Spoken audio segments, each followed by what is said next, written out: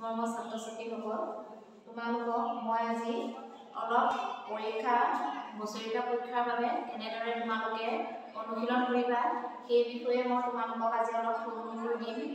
তোমালোকৰ আজি ক্লাছ নাছিলে যদিও মই তোমালোকক অলপ অনুশীলন কৰিবৰ বাবে আগবঢ়াম বুলি ভাবিয়ে আজি ক্লাছটো দিছোঁ।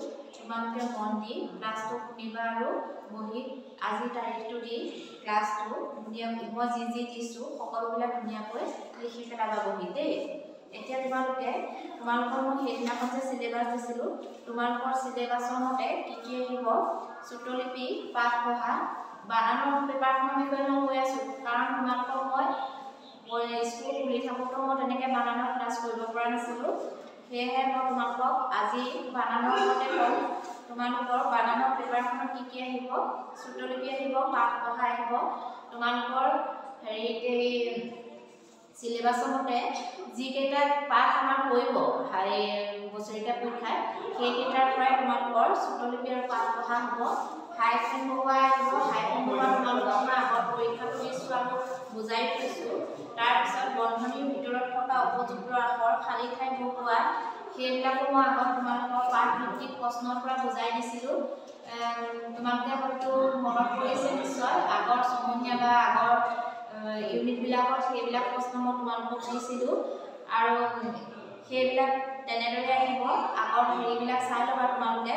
তাৰপৰা ওলট পালটকৈ থকা আখৰেৰে শুদ্ধ বানান গঠন, সেইটোও মই তোমালোকক দিছিলোঁ। অলপ দিনৰ আগতো দি গৈছিলোঁ।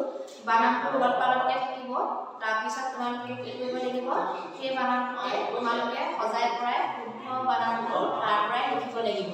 আৰু সেইবিলাক ভালকৈ জানিবৰ বাবে তোমালোকে পাঠটো বাৰে বাৰে পঢ়িব লাগিব। তেতিয়াহে বানানটো তোমালোকৰ ভুল হৈ থাকিলেও পটককৈ ধৰিব পাৰিবা। তাৰপিছত আছিলে ঊৰ্ধ্বকমা বহুৱা, যেনে ধৰা ল'ৰাটোক আমি ক'ত ঊৰ্ধ্বকমাটো বহাব লাগিব সেইটো আমি জানিব লাগিব। এইটো ল'ৰা, ইয়াত আমি ঊৰ্ধ্বকমা বহালোঁ এনেদৰে। ল'ৰা এইটো এনেদৰে হ'ব। তেনেকুৱা আমাৰ ঊৰ্ধ্বকমা থকা শব্দ কিছুমান আছে, সেইবিলাকত আমি ক'ত ঊৰ্ধ্বকমাটো বহাব লাগিব সেইটো আমি তাত ঊৰ্ধ্বকমাটো বহাই নিদি আমি নিজে ওপৰত ঊৰ্ধ্বকমাটো দি উত্তৰটো সম্পূৰ্ণ কৰিব লাগিব। তাৰপিছত চন্দ্ৰবিন্দু বহুৱা, চন্দ্ৰবিন্দু বহুৱাবিলাকো তেনেকৈ। এতিয়া আমি আকাৰৰ ওপৰত হেৰিটো চন্দ্ৰবিন্দুটো দিব লাগিব। আমি যদি চন্দ্ৰবিন্দুটো ইয়াত দিওঁ তেতিয়া আমাৰ কি হ'ব, বানানটো ভুল হ'ব।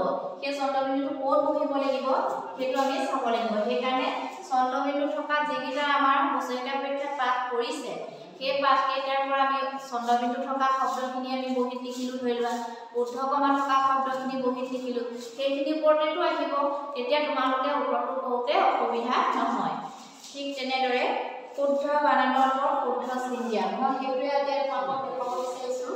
তলৰ বানানকেইটা পঢ়া আৰু শুদ্ধ বানানটোত ৰাইট চিন দিয়া, মানে শুদ্ধ চিন দিয়া। তোমালোকে এতিয়া মন কৰাচোন, এইটো ক আছে। ক নম্বৰ প্ৰশ্নটোত আমাৰ কি আছে, পিছল পিছল। এতিয়া আমাৰ ইয়াত শুদ্ধ বানান কোনটো, পিছলটোৰ আমাৰ শুদ্ধ বানান হৈছে এইটো, হয় নাই? ঠিক তেনেকৈ খটো ধুনীয়া ধুনীয়া, ধুনীয়াটো আমাৰ হস্ৰইকাৰ নালাগে, কি লাগিব, দীৰ্ঘইকাৰ লাগিব। এইটো শুদ্ধ, গম পাইছেনে? ঠিক তেনেকৈ মূলা মূলা, পাচলি যে মূলা, সেই মূলাটোত আমাৰ কি হ'ব, হস্ৰইকাৰ নালাগে, কি হ'ব, দীৰ্ঘইকাৰ নতকেলা, এইটো শুদ্ধ। ঠিক তেনেকৈ ধাৰি আৰু এইটো ধাৰি, উচ্চাৰণ একেই, কিন্তু ইয়াৰ বানানকেইটা আমাৰ অকণমান খেলি মেলি হৈ আছে। আমি যিখন বহিবৰ বাবে ব্যৱহাৰ কৰোঁ সেইখন ধাৰিৰ কথা কৈছে, সেইখন ধাৰিত আমাৰ কি হ'ব, মধন্য নথকে ধাৰি। এতিয়া তোমালোকে নিশ্চয় বুজি পাইছা। এনেদৰে তোমালোকৰ প্ৰশ্ন আহিব। এইকেইটাৰ উপৰিও আমাক পাঠৰ পৰা কিছুমান শব্দ দি দিব, কোনটো শুদ্ধ সেইটোৰ ওপৰত আমি ৰাইট চিন দিব লাগিব। বুজি পাইছে নহয়?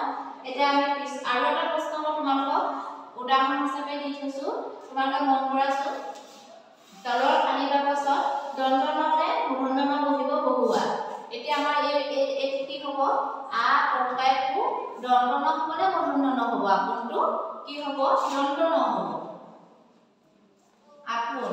ঠিক তেনেকৈ নগৰটো এতিয়া দন্ত ন হ'ব নে মূৰ্ধন্য ন হ'ব? কি হ'ব, দন্ত ন হ'ব, নগৰ। ঠিক তেনেকৈ কি হ'ব, লুণ, ল পকাই লু মূৰ্ধন্য ন হ'ব, হয় নাই? দন্ত ন নহয়, মূৰ্ধন্য ন হ'ব। লুণ মানে কি, নিমখ। ঠিক তেনেকৈ লুণ এইটো হৈ গ'ল। তাৰপৰা বৰণীয়া, বৰণীয়াটো দন্ত ন হ'ব নে মূৰ্ধন্য ন হ'ব? কি হ'ব? মূৰ্ধন্য ন হ'ব, বৰণীয়া। এতিয়া তোমালোকে বুজি পাইছানে?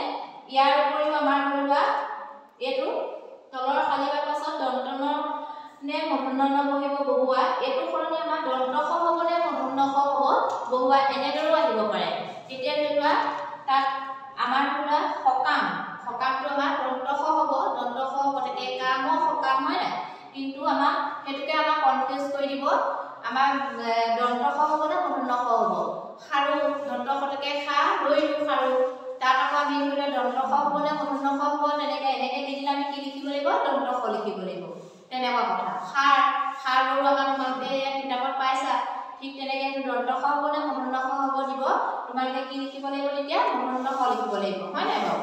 সেই তেনেদৰে আমাৰ প্ৰশ্নখিনি আহিব, তোমালোকে সেইখিনি সুন্দৰকৈ কৰিবা। আৰু আজি সেইকাৰণে আজি যিটো পাঠ দিছোঁ, সেই পাঠটো তোমালোকে বানানৰ বহীত ধুনীয়াকৈ লিখিবা আৰু মই কোৱা মতে তোমালোকে প্ৰেক্টিছ কৰিবা। তোমালোকে সূত্ৰলিপি আৰু পাঠ পঢ়া ক'ৰ পৰা আহিব নিশ্চয় জানিছা। আমাৰ যিখিনি চিলেবাছত পঢ়ি আছে পাঠ, সেইকেইটাৰ পৰা আমাৰ সূত্ৰলিপি আৰু পাঠ পঢ়া আহিব। আৰু তোমালোকৰ কি আহিব? বানানৰ পেপাৰখন তোমালোকৰ আৰু কি আহিব? উলট পালটকৈ বানানটো সজাই লিখাটো মই আগত দিলোঁ। তাৰপৰা চাই লিখাই আহিব, তাৰমানে হাতৰ আখৰ। আমাৰ বহুত শব্দ এনেকৈ দি দিব, এইদৰে শব্দ দি দিব, এইফালে আঁচ দি দিব, ধুনীয়াকৈ আঁচ টানি দিব। তোমালোকে শুদ্ধকে ইয়াৰ পৰা চাই বালিঘাট ধৰি লোৱা, এই বালিঘাটটো ইয়াৰ পৰা চাই ইয়াত লিখিব লাগিব। আৰু আখৰখিনি সুন্দৰ হ'ব লাগিব, আৰু এই বানানটো ইয়াত লিখোঁতে ভুল হ'ব নালাগিব। বুজি পাইছানে? ঠিক তেনেকৈ আমাৰ শব্দত আহিব, শব্দৰ 10টামান 4টা দিছে। আকৌ বাক্যটো আহিব, বাক্যত কেনেকৈ দিছে? অসম আমাৰ আপোন, ইয়াত লিখিব লাগিব। এঠাইয়ে লিখিবা, অসম আমাৰ, বোলে আপোনটো নুজুৰিলে তলৰ লাইনত লিখিবা, তেনেকৈ লিখিবা। আকৌ বালিঘাটৰ বাবে বৰ্ণলৈ যাবা, সেইটো ধৰি লোৱা বাক্যটো দীঘল, একে ঠাইতে নহ'বও পাৰে, সেইকাৰণে দুটা শাৰী দিছে।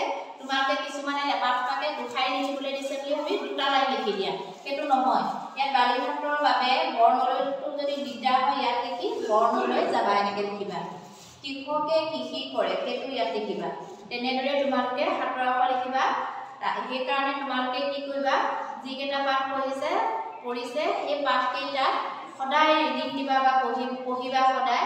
আৰু সেই পাঠকেইটা তোমালোকে বহীত ধুনীয়াকৈ নিজে সুন্দৰকৈ চাই হাতৰ আখৰ লিখিবলৈ যত্ন কৰিবা দেই।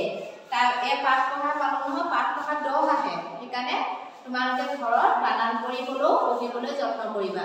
এতিয়া মই আজি বানানৰ পেপাৰখন তোমালোকক বুজাই দিলোঁ। মই দিয়া মতে আজিৰ পৰা তোমালোকে বানানৰ বহীখনত তোমালোকে ডেইলি এটা পাঠ লিখিবাচোন, তেতিয়া তোমালোকৰ বানান শুদ্ধ হ'ব। আৰু মুখেৰে গাই লিখিলে ধৰি লোৱা একেটা হেৰিতে তোমালোকৰ পঢ়িবও পাৰিবা, লিখিবও পাৰিবা। আৰু যেনেধৰণৰ প্ৰশ্ন আহে ধুনীয়াকৈ কৰিব পাৰিবা। বুজি পাইছা নহয়? আজি মই ইমানতে সামৰিছোঁ। ধন্যবাদ।